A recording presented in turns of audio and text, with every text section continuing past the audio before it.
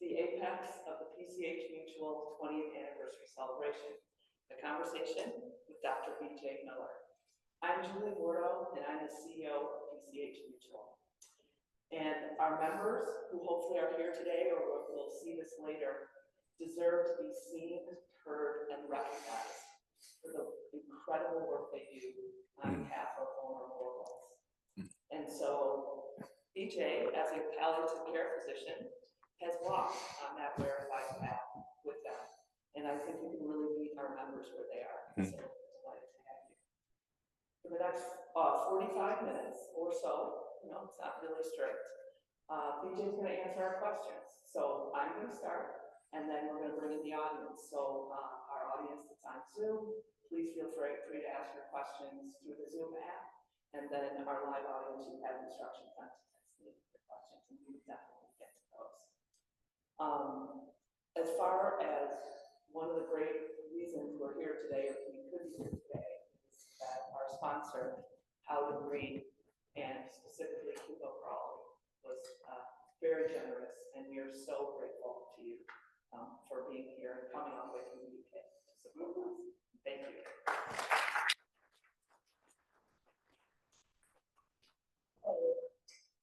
I just wanted to tell you that when I was a little girl, the thing that scared me absolutely was that my parents would die. Thank you, Disney. I was 5, I was the youngest of 5. I was sensitive and impressionable, and that was my nightmares, that my parents would die. Fast forward to 2013, my mom had Alzheimer's. My dad was years into Parkinson's with Lewy body dementia. They were both very cruel diseases. And so, Dad had been permanently bedridden because he fell, and they were both in hospice at the time. And my sister and I, Beth, were talking about the holiday plans, and she said, "I hope Mom and Dad don't die at Christmas." And I said, "You know what? I think that would be a gift." And in the quiet of that moment, we realized the journey that we had traveled from accepting the natural process of both life and death, and beauty and gifts that were inherent. And so, Mom died months later, and my dad actually lingered in hospice for about 18 months. And it was then that I discovered you and your TED Talk, and the insight that you brought that incredibly painful time in our lives and my family's life.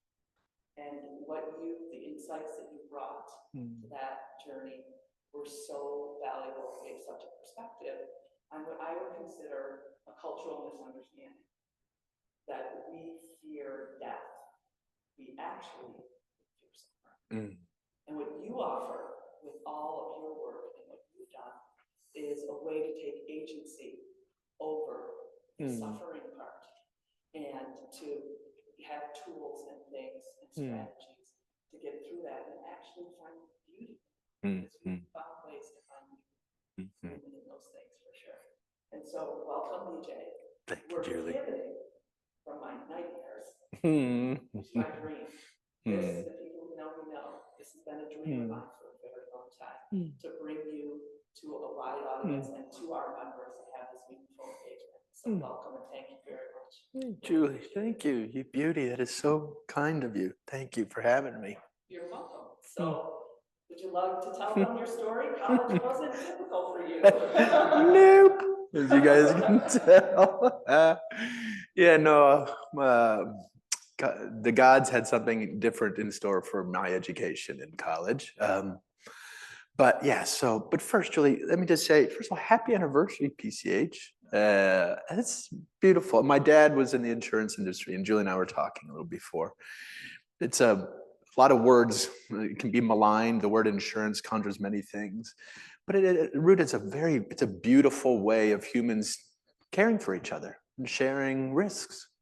It can be gorgeous work. I've seen it in action, and especially at the scale you guys operate is a beautiful thing. So thank you for your guys' work. And I think it, especially coming out of the pandemic, and healthcare is so tricky, and there's a lot to say, but I just want to offer extra thanks because I think work has gotten harder in a lot of ways, anything to do with health and healthcare. And I think frontline workers get some attention, shouldn't get more, but folks working behind the scenes to get everything done and paid for, et cetera, deserve just as much credit. So thank you guys very, very much. It's not easy work. And I doubt you get a lot of thanks for it.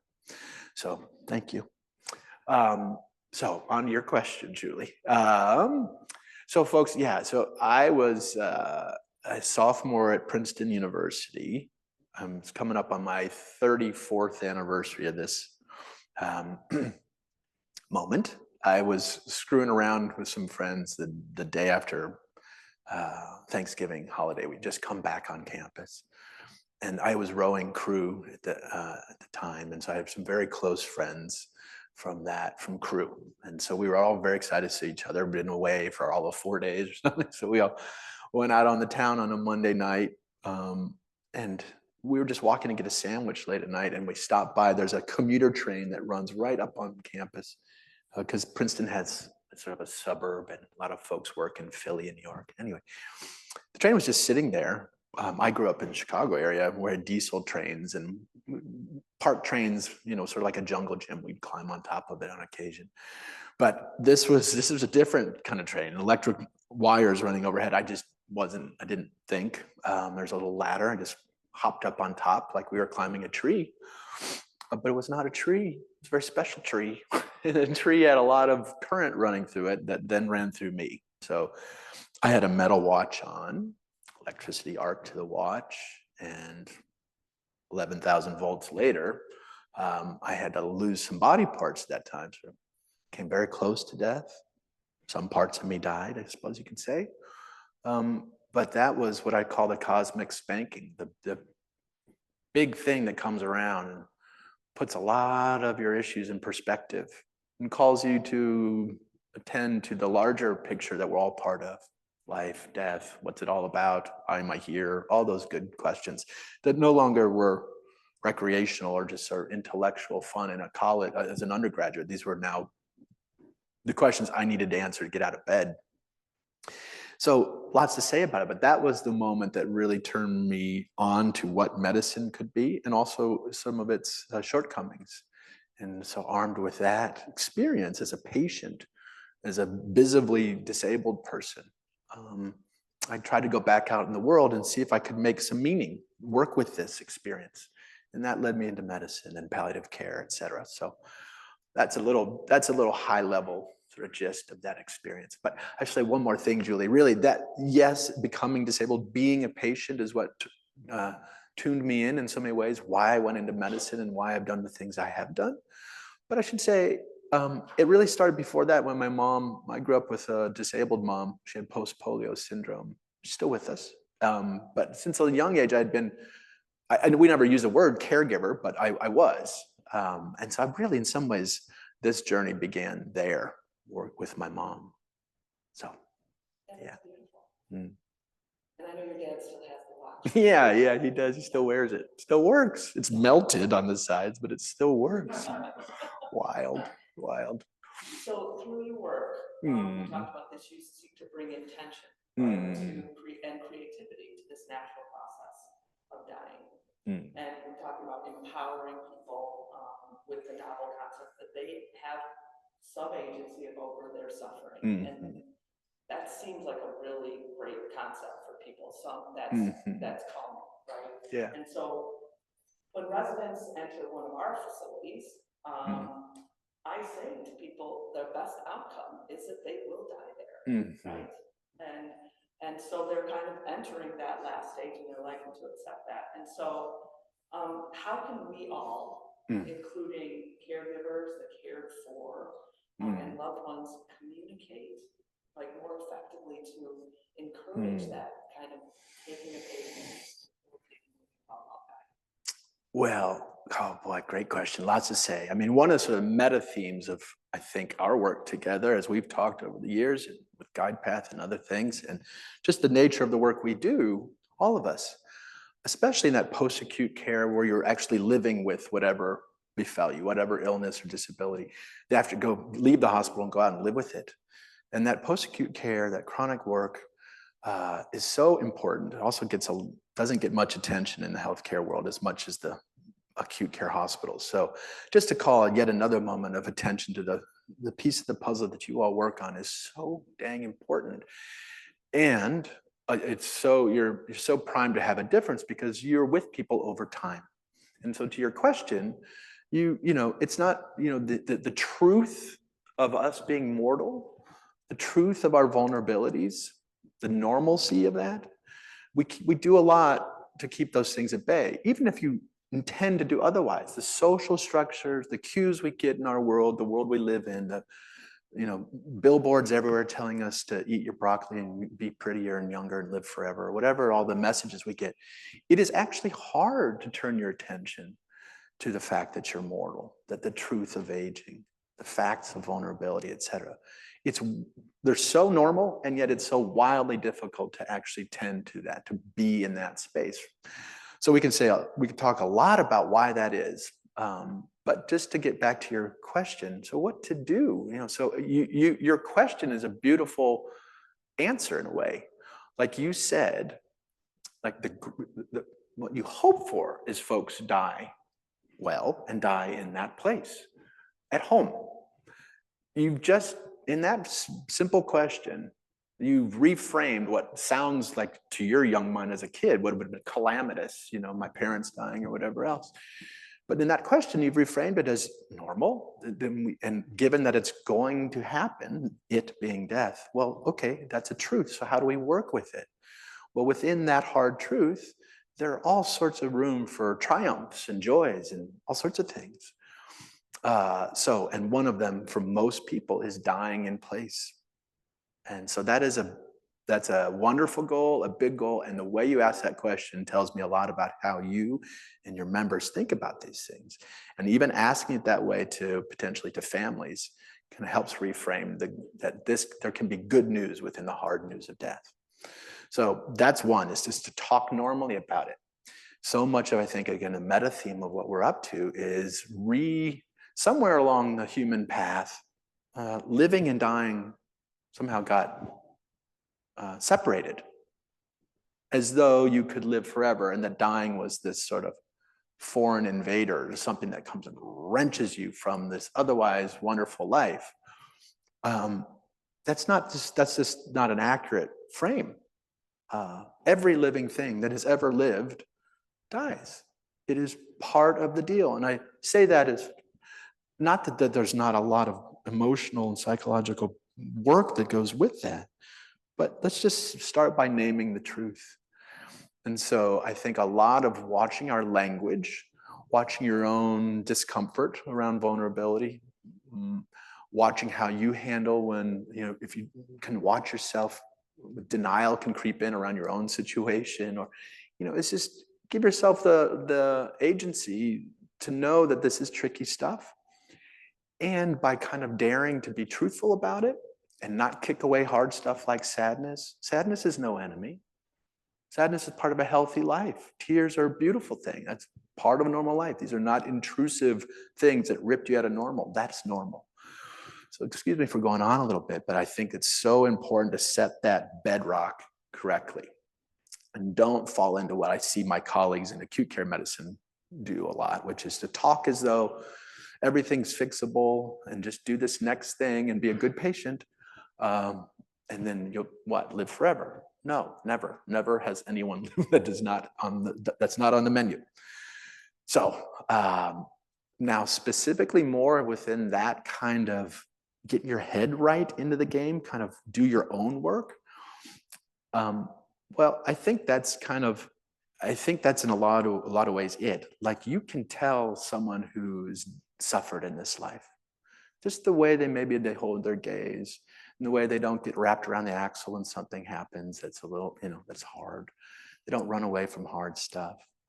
I think that's really probably our best homework, is to live your life. Every normal life has some suffering. And if you do your homework, if you don't ignore your reality, then you can show up for others in ways that are subtly different but noticeable. So I guess I'll land there with that question. There are a lot more strategic things we can think about tactically, But I love that message. I think our homework here in this work is to live our lives, and our lives include suffering. Our lives include death.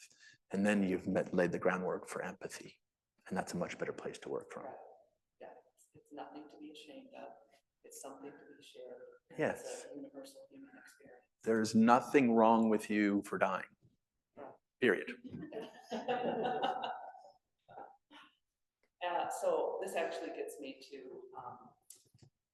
my death plan, the question about the death plan, which I think a lot of people probably, what is that? And look like you're dying, but I often say ultimately to people who talk about unreasonable expectations around anything on life, wishes are not plans, because whenever you talk to people, the end game of whatever they're saying is that they're going to die quietly in their sleep after having played a rigorous pickleball game at 90.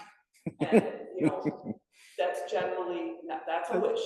Could happen, plan, right? And so from what I've learned from you and my own life experience and the team at Guide Path, which is an organization that is a partner with PCH, and it's actually how I met you through a mutual colleague of ours, that doing a lot of great work on training and insights into residents and their families' expectations around their experience in the facility. So while I'm healthy, I prepared that death plan I told you about. And it includes my values, directives, what I think is existing merely as opposed to living, and what to do about it. And I have asked people, during non-holiday times to talk about it in my family. I'm trying to normalize it as constructive. But, it also has to be medical aided dying. But is it a viable approach, or is it just too theoretical? And that's even a wish plan. Okay, it's another great question, Julie. Yeah, no, yes, that is viable. I'm so glad you did that. And I hope you will check in on your own plan as you go through life. Your opinions might change, right? You do an advanced directive. It's not like you do it once, put in the drawer, you're done. It's something to revisit over time, not just the particulars of an advanced directive, but that. It's not just the legal. Exactly. It's the emotional. Exactly. And what interests you, what keeps you alive, what inspires you to try another day will shift too. So this is a dynamic, fluid thing that you check in over time. But when we get back to beyond the sort of the advanced directive, so I love that you have done this plan. Thank you. I wish everyone did this. And I wish we did this earlier in life. It's part of it's a conversation starter. Yes, it's important to fill out these forms, but what they do is they put us in mind of this eventuality, and they keep it from being this if scenario, but a win scenario, and that's much more accurate. And I think to your point, there's a lot I want to say here. So yes, I'm glad you do it. I wish we all did it. I wish we did it earlier in life. And be careful that you don't think, oh, I did my death plan, so I got this. This is going to be easy, as though that will inoculate you from sorrows or difficulties. It won't do that. It will inoculate you from a lot of unnecessary suffering that can happen in a healthcare system. But the idea of fathoming our death, I spent a lot of time around this subject, and a lot of I've come close to it myself, as we said. Blah, blah, blah. So I'm about as versed in it as one can get to some degree. And I have to remind myself to put a little asterisk, a little caveat in my death plans and the way I think about it is it's still an abstraction for me. Yes, part of me have died. Yes, losses are like little deaths. Yes, we can get closer and closer to this actuality. We can come to know death to some degree. But I also want us all to reserve the right to, when I'm actually in my deathbed, when I'm actually standing at the edge of my horizon, I may freak out. I don't know what the heck I'm going to do. Planning is important, but by itself, it's inadequate. So yes, do that. Just don't let it kind of, cheat you into thinking that, oh, I got this death thing. That's so easy, And we don't want to make an enemy of sorrow or sadness or difficult deaths. Like you say, it's still a plan. It's still a best guess, an advanced plan of how things will go in the future. Well, as we know, it doesn't always go that way. So yes, plan and hold out a lot of space for things that you just can't imagine will happen. So you don't get caught off guard. My field of hospice and palliative medicine is a lot of famous stories about people who do this work, who then, when it was their time, really lost it in ways that were surprising. I think it's because of this notion. You kind of just seduce yourself into thinking, I got this, I know this thing. Well, no, life's much more interesting than that. Yeah, and So, it sounds like what you said in your earlier remarks about constantly doing more. yes. Constantly kind of resetting and making sure that you are doing what you need to do to understand what it was like to be vulnerable. Yes. Yes, including checking yourself now. So these are these big vulnerabilities that might come down the road, but every day is filled with these things. So, when you hear about folks talk about the dying or the sick, I get what we're doing there rhetorically, but it's a little tell. You put that the there and you've objectified the dying, implies that you're not. Well, I tend to the dying. I love the dying. Well, that's not how the dying talk about themselves.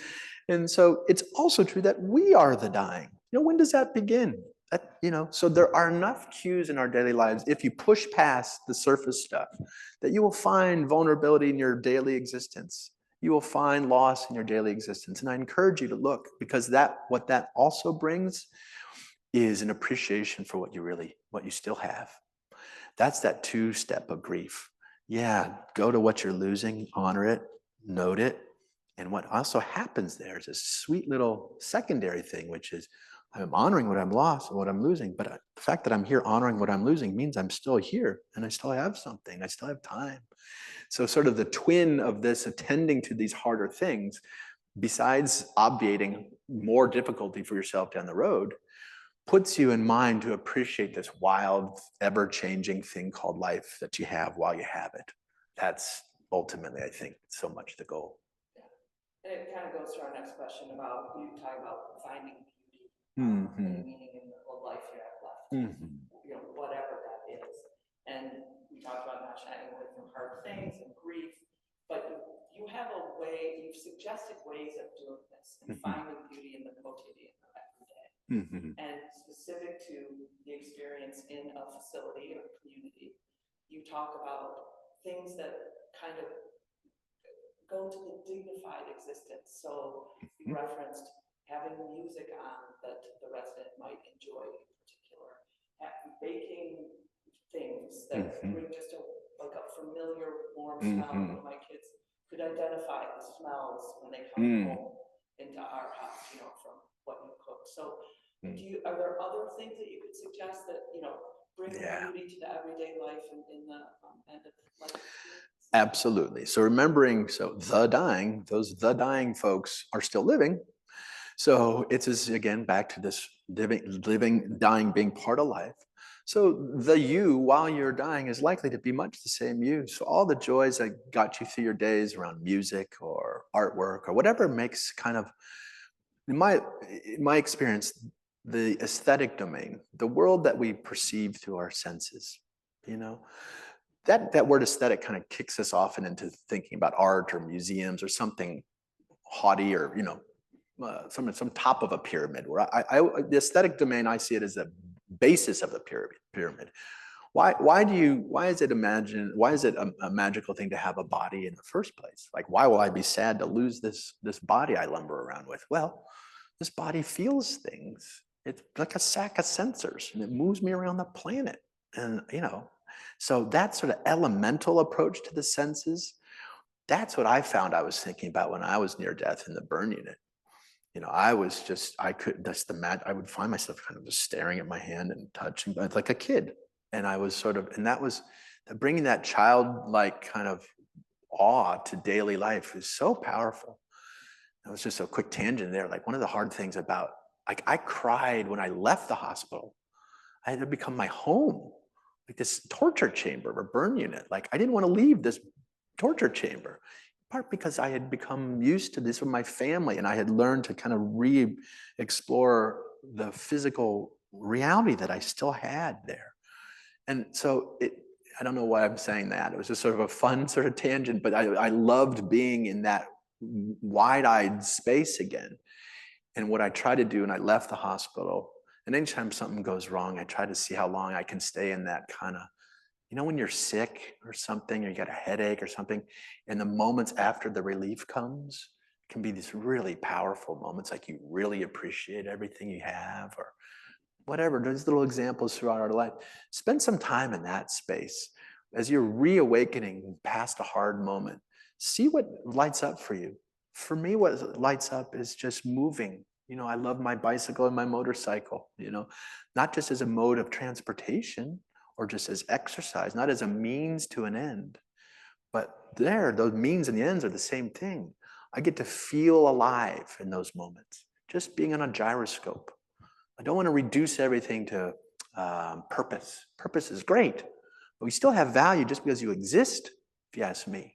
So just being is a wonderful thing to do. You can do that with meditation. You can do that moving, walking on the golf course, whatever it is. Even as you're engaged in things that have great meaning and purpose, which is wonderful. Spend a little time paying attention to the sensation itself and see if that can get you in the mind of being, wow, how cool to have a body. Wow, I think I'll appreciate this body while I have it, instead of talking only about how it fails us and what it doesn't do and blah, blah, blah. So I've gone off again on one of your questions. Your questions are so juicy, but maybe there's a little bit of something for us in there. I can't tell you what lights you up. That's what the fun part of this stuff is. You get to say. And documenting that and along your advanced directives, not just whether you want intubation, but inserting these little notes about what makes you tick as an individual can be really beautiful, really powerful, and powerful for your healthcare team to know that about you. Then you're not just a number, you're not just a disease, you're a person. So, yeah. Your experience that you described about leaving the hospital makes me think is that those were the first people who loved you as the person in this body, yeah. In this new body. And so they felt like family. Totally. Yeah. Even though, guys, the burn techs, whose job it is to debride you, their job is to cause you pain so that you will survive. That job, I cannot fathom it, but I love them. Even though every day they caused me pain, right? They were beautiful people. Anyway, to your point, yes. Yeah. Can I say one more thing, Julie, before we move on? Jeez Louise, I'm sorry, guys. There's just so much in all of this. I just want to say one more thing about kind of cutting back to advanced directives and a death plan and thinking about these things. I want to just call attention to one point. The good news is, and so we're reacquainting dying with living. Yeah, we're also reacquainting, I think here, human nature with nature. I don't know about you guys, but I bought in, whether it's my literature class in high school or whatever it is, somewhere along the way, I bought into man or humans versus nature, as though we were different from nature, which I don't, why did I buy into that? So much trouble has flown from that. We can spend hours on that point, but what I really just want to say here is, as your body, our bodies know how to die. You're not going to screw it up. you will succeed. And the reason why we have to construct things like death plans to sort of to intervene in some way is because this really is tending to the unnatural piece of the puzzle. Your biology, you'll got death, you will know how to do it. Don't worry. But we need these advanced directives and things like it because we have a health system that isn't really modeled on nature. And so I just want to say this, the reason to have that advanced directive is the defaults in the health system are just going to be more care, more tubes, more intervention. And we're at a place now where we can prop up a body pretty much indefinitely. So you have to actively intervene in that pathway.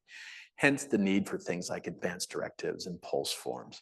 So yes, do those, but remember, if that makes you think that this dying thing is exotic or esoteric, don't worry, you'll make it through.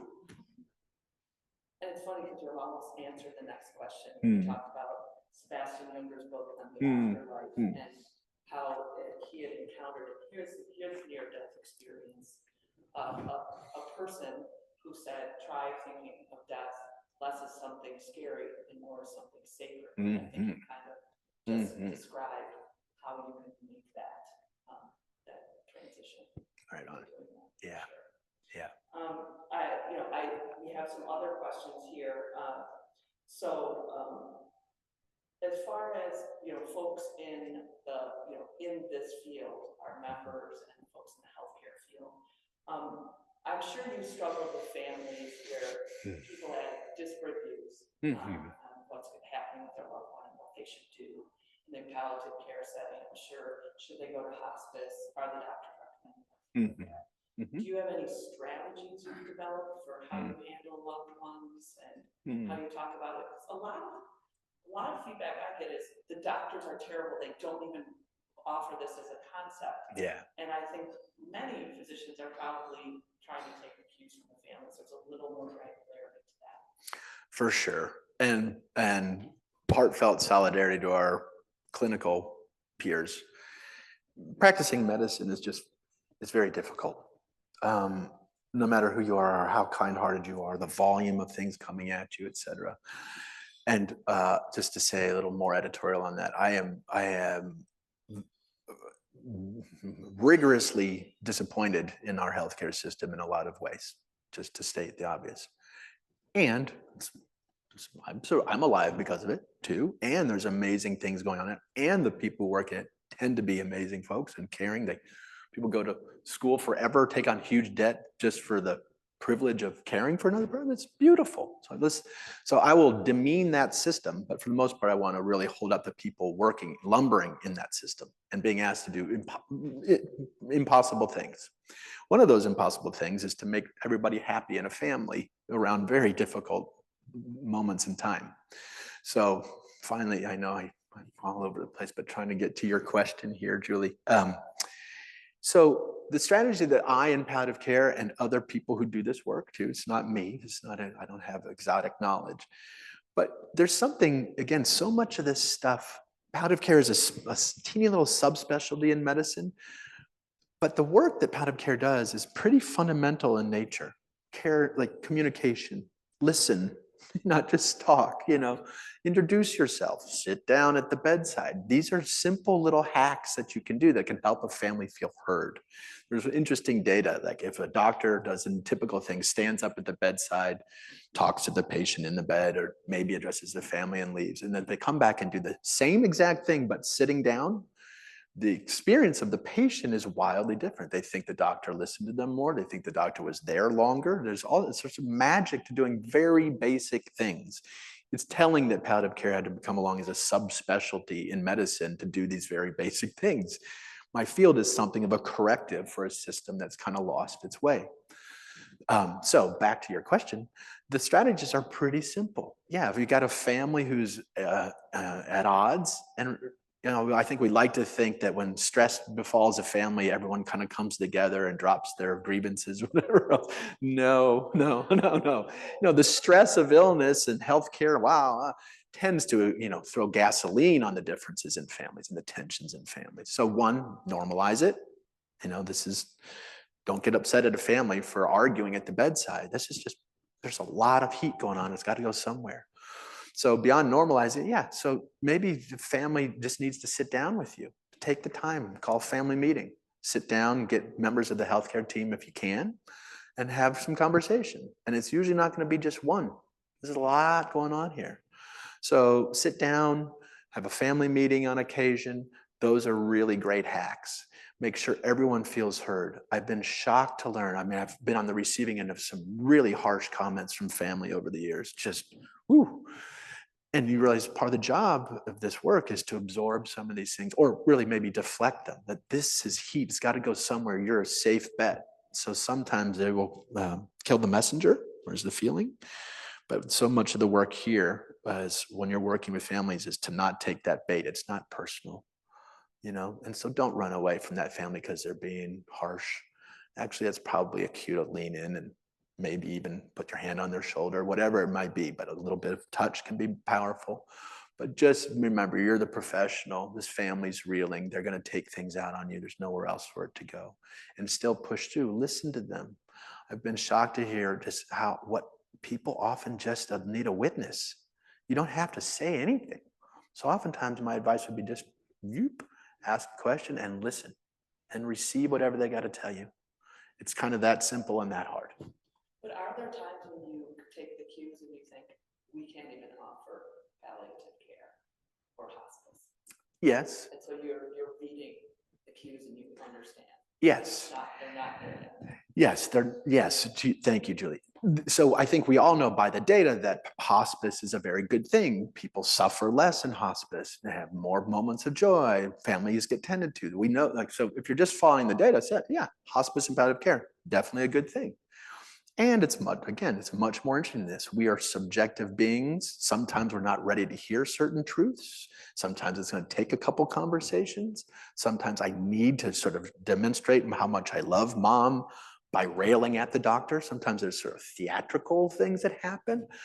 But bottom line is, as a physician, I've been through whatever. I might have hopes for a family, but I also have to hold those hopes lightly. We may not get there. We may not get to the kumbaya moment.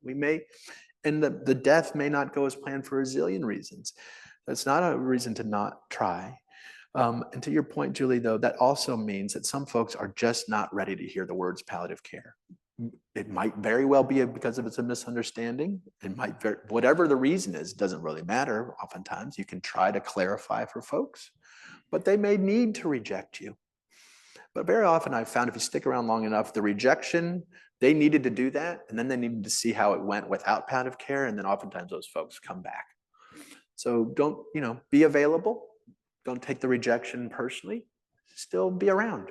Stick around, and just know it's not always going to go as planned or as hoped. And that's not necessarily important for staff here. It's not necessarily a failing. The fact that a family didn't come together, the fact that hospice couldn't happen, that's not necessarily a failing. It just may needed to go that way. So you're always working with what might be and also with what is. You try to bring those two things together, but as in the rest of life, you sometimes just can't.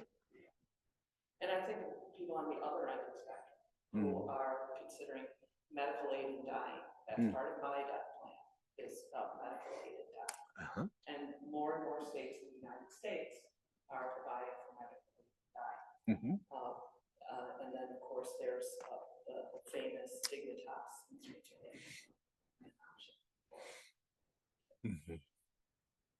But I've also heard that with regard to the diagnosis of dementia, that's a very hard diagnosis to effectuate the medical aid in dying option. Can you talk a little about that?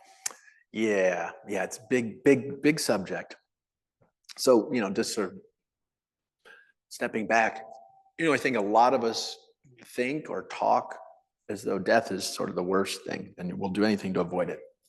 And in fairness, we're wired to run away from death. That's the like we have reflexes. It's not just because I'm afraid of death. I mean, there's a lot to overcome besides the social stuff to get closer to that truth. So I guess I say that to say there comes a time for some of us where actually death no longer is the worst thing possible. It's actually something that we want. And I've seen that in a lot of families. A lot of time, the folks who would have told you when they were alive and well that death was the worst thing coming, but after years of dealing with chronic illness or whatever it is, sometimes death becomes desired. That's not necessarily a failing. It's not necessarily a problem. And that's why we discern between suicide, which has a veneer or a layer around it that sort of implies pathology, something tragic. I lost my sister to suicide. So, I mean, I want to be very careful here. There's a lot in this subject. And there was something different than what was going on for my sister, Lisa, than what I see in a lot of my patients for whom dying is sort of around the corner already. So just to sort of discern between when is it okay to actually wish for death? When is that socially acceptable or personally acceptable? It's a big question. So there's a lot of judgment around these laws. There's a lot of anxiety around the idea of that we as a people would even welcome death. Healthcare has always been defended against it, et cetera. So there's a lot of background here. But bottom line is sometimes death is a wonderful, welcome thing. So how do you do that? Well, history is since the mid-90s, Oregon was the first state to have what we used to call assisted suicide, physician-assisted suicide, but we tried to get rid of that suicide overlay. So then become medical aid in dying or aid in dying. That's the language we use now. So since 97, Supreme Court ruled in Oregon that states could make it legal to hasten one's own death, is the phrase we use. So since the 90s, states have been, one state after another has added them, has brought a law onto the books. And those laws all mostly mirror Oregon's experiment from the 90s. There are about 12 states now, including the District of Columbia, that have some legislation on the books where it's legal to hasten your own death. But in those states, the law is imperfect as it is. It's imperfect, and here's why. You have to be essentially hospice eligible. So you have to have a terminal illness, which dementia technically is. Alzheimer's is a terminal diagnosis. But here's the second rub with those laws, which is you have to have essentially 6 months or less to live. We're pretty terrible at prognosticating, but ballpark, you have to have a sort of a sense that death is around the corner to qualify to hasten your death. Problem with Alzheimer's is a very slow moving disease. And by the time we're at the 6 months or less to live moment, that person is very often unable to communicate, unable to state their wishes, does not have a mental capacity, is the way we talk about it in medicine. So if they don't know where they are or who they are, and then they say, hey, I'd like to die now. Well, it's kind of hard to take that cue. Even if their whole lives they had been very clear to their family, when I get to this place, please help me end it. So as it's currently conceived, these laws do not allow you to engage, aid in dying in an Alzheimer's diagnosis for these various reasons. Does that make sense? A lot of words, but yeah. It makes sense, but it's very clarifying, and I think it's helpful because that is a very scary diagnosis for a lot of people. It is. It is. I will say also too, we project. I've also known a lot of people with Alzheimer's who are leading sort of moment by moment. Seems to be a lot of joy too. So just to note, when we imagine if I had to imagine what I was going to be like as a triple amputee, I don't know that I could have. Similarly, am I sitting here today? Can I imagine what I'm going to be like when I have Alzheimer's? You got to hold that kind of lightly and don't rule out just because something hard happened to you that you might actually enjoy your life one moment to the next. That's also possible. So there's a lot in this question. And I think with some of the work you do, as it's more adapted and through your work with mental health and stuff, people will be able to see the joy for sure. Yeah. So we do have a couple more questions from the audience before we depart. Yeah. It was mentioned that your father still wears your watch. I would imagine as a relic to the path that you took to become who you are today. Why do you think we view suffering differently for the people who successfully make it through versus the people who will not? Well, I think, like we've said, one way or another, we are wed to in our language and in some of our habits. We're wed to this notion of keeping death something of an enemy.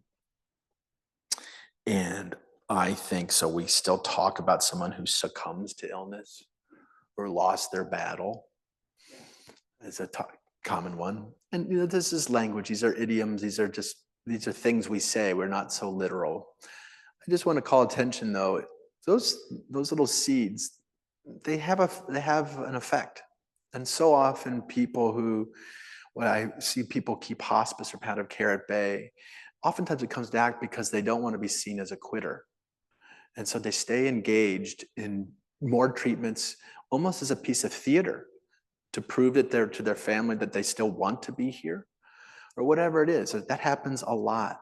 So I think back to this notion of us sort of trying to collectively find our way to larger truths.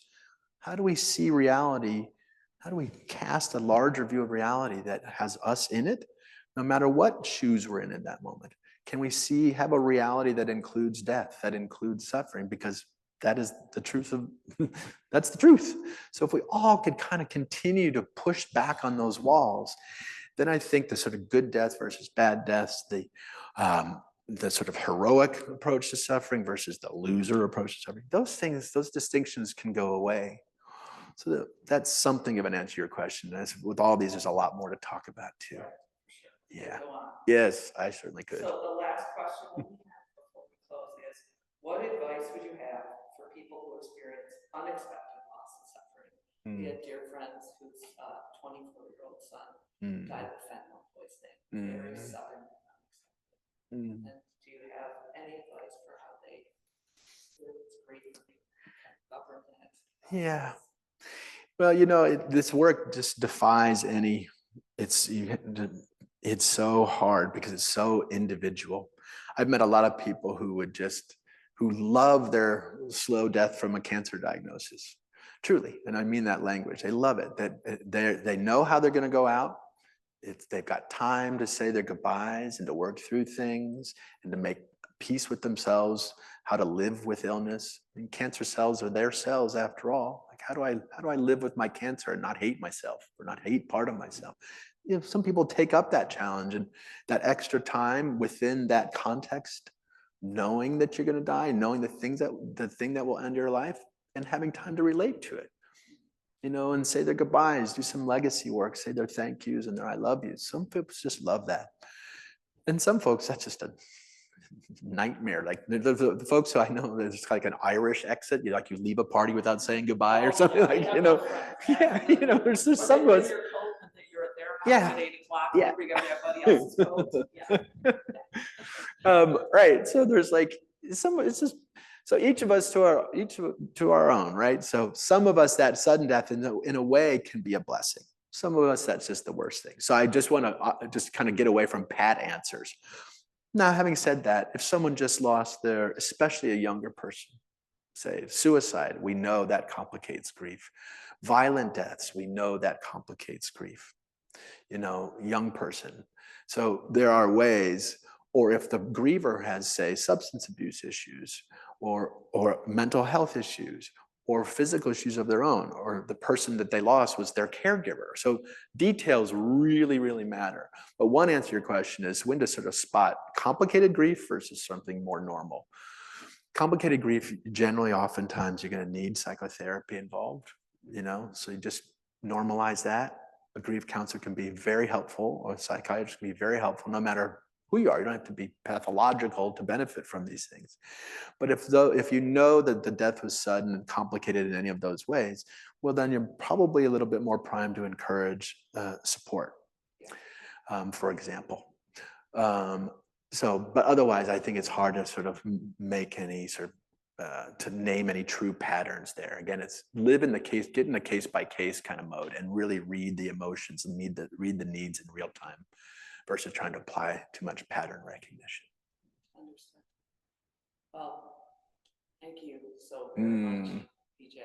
Thank you, really Julie. Appreciate this. I was telling BJ earlier that a lot of things that PCH Mutual does as our 3-member benefits have direct seeds from BJ's work.